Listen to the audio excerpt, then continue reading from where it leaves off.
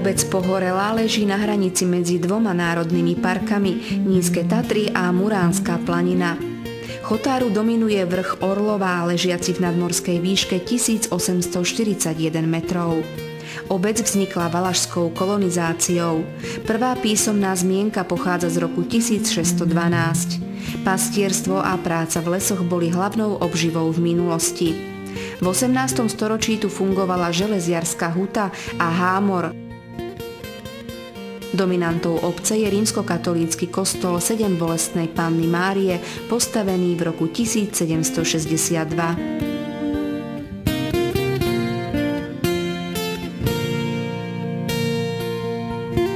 Pohorelá je tiež známa svojím folklórom, tradíciami a zachovalou ľudovou architektúrou v podobe malebných dreveníc. Mnohé z nich sú zariadené tak, ako v minulých storočiach, ako by sa ich moderný svet nedotkol.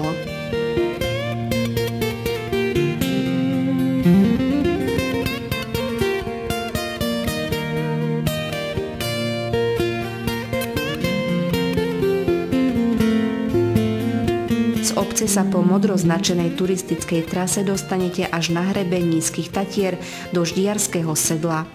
Súčasťou obce Pohorelá je aj miestna časť Pohorelská Maša.